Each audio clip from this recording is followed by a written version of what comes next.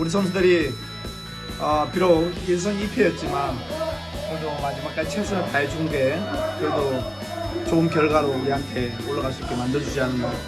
우리가 열심히 하지 않고 요행을 바랬다면 분명히 하늘에서도 우리한테 기회는 안 줬을 텐데 우리 선수들이 매 경기마다 열심히 최선을 다했던 모습이 그래도 하늘에서 그 뜻을 알았는지 이렇게 우리가 힘겹게 올라갈 수 있게끔 만들어서 너무 감사하고 오늘 너무나 해피하고.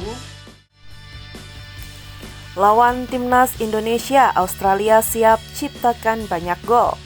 Kami hanya perlu lebih kejam. Timnas Indonesia yang memastikan diri sebagai salah satu tim peringkat 3 terbaik akhirnya lolos ke babak 16 besar Piala Asia 2023. Skuad Garuda bakal melawan Australia. Anak asuh Sintayong meraih 3 poin dari 3 pertandingan grup D Piala Asia 2023. Skuad Garuda kalah dari Jepang dan Irak, serta menang menghadapi Vietnam. Timnas Indonesia sudah ditunggu oleh Australia, sebuah tim yang kuat di kawasan Asia. Bahkan, Socceroos merupakan langganan peserta Piala Dunia. Bukan hanya itu, dari segi peringkat FIFA, Australia unggul jauh dari skuad Garuda. Tim Kanguru bertengger di peringkat 25 dunia, sedangkan Merah Putih di peringkat 146. Oleh sebab itu, salah satu penggawa timnas Australia, Martin Boyle, ingin menggilas Indonesia. Mereka akan membuat rencana untuk menjaringkan banyak gol. Kami akan menciptakan banyak peluang di setiap pertandingan. Kami hanya perlu lebih kejam. Jadi, ketika peluang datang, itu akan membuat permainan menjadi sedikit lebih mudah dan tim mungkin akan keluar dan menyerah lebih sering, ungkap Martin Boyle dikutip dari FTBL Jumat 26 Januari. Dan Indonesia akan menjadi percobaan permainan kejam dari Australia di babak 16 besar. Kami hanya akan melihat siapa yang kami lawan di babak berikutnya, yaitu Indonesia.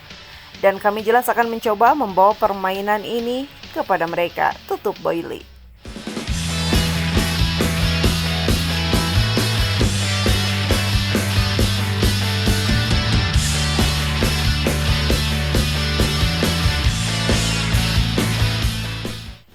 Hitung-hitungan ranking FIFA Timnas Indonesia jika menang atas Australia di 16 besar Piala Asia 2023 melesat drastis. Laga Timnas Indonesia versus Australia akan digelar pada Minggu 28 Januari 2024 pukul 18.30 waktu Indonesia Barat. Secara ranking FIFA, posisi Timnas Indonesia dan Australia terpaut jauh. Selain itu, level pemain antar kedua tim juga berbeda. Mayoritas personel Timnas Australia bermain di luar Australia. Sejatinya, banyak pemain Timnas Indonesia yang bermain di luar Indonesia, namun levelnya berbeda dengan Australia. Pemain-pemain Australia yang berkiprah di luar negeri biasanya mentas sebagai pemain andalan sang klub. Sementara itu, pemain abroad Timnas Indonesia hanya menjadi pemain pelapis di klub masing-masing seperti Elkan Bagot Ipswich Town, Marcelino Ferdinand KMS Adench, dan Pratama Arhan Tokyo Verdy sebelum pindah ke Suwon FC. Meski begitu, tidak ada yang mustahil di sepak bola. Perbedaan ranking FIFA yang terpaut jauh bukan penghalang Timnas Indonesia untuk mengejutkan Australia. Jika di luar dugaan menang atas Australia, Timnas Indonesia bakal mendapatkan tambahan poin 30,21 poin di ranking FIFA menurut perhitungan laman Football Ranking. Andai itu terrealisasi, Timnas Indonesia akan naik 7 posisi dari peringkat 142 dunia ke 135 dunia.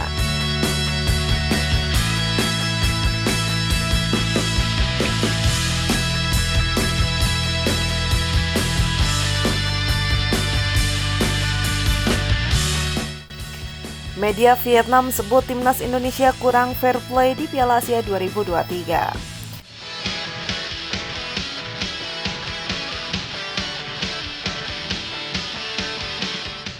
Media Vietnam menganggap Timnas Indonesia sebagai tim paling tidak fair play sepanjang fase grup Piala Asia 2023. Hal itu berdasarkan statistik jumlah pelanggaran yang dilakukan. Hal itu disampaikan media Vietnam The Tao 247 setelah timnas Indonesia menyusul Thailand lolos ke babak 16 besar Piala Asia 2023 pada Kamis 25 Januari 2024. Timnas Indonesia bersama Thailand menjadi dua wakil Asia yang berhasil melangkah ke fase gugur. Sementara Vietnam dan Malaysia dipastikan terhenti di babak grup. Skuad Garuda melangkah ke babak 16 besar lewat jalur peringkat 3 terbaik. Menyusul hasil imbang yang didapatkan Oman saat menghadapi Kyrgyzstan di matchday terakhir grup F. Prestasi ini mencatat sebuah sejarah baru bagi Indonesia yang untuk pertama kalinya berhasil melangkah ke fase gugur Piala Asia. Meski demikian, kritikan dari media Vietnam tentang fair play mewarnai pencapaian tersebut.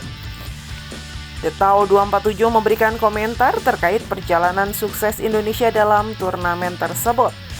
Meskipun berhasil lolos ke babak 16 besar, The Tao 247 mencatat bahwa Indonesia menjadi sorotan karena jumlah pelanggaran yang tinggi selama fase grup.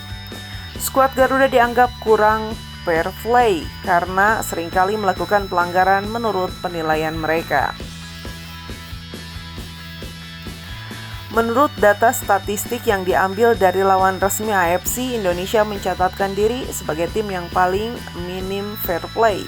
Catat The Tao 247. Indonesia menjadi tim dengan jumlah pelanggaran tertinggi di antara seluruh peserta turnamen setelah fase penyisihan grup Piala Asia 2024 dengan total 50 pelanggaran lanjutnya.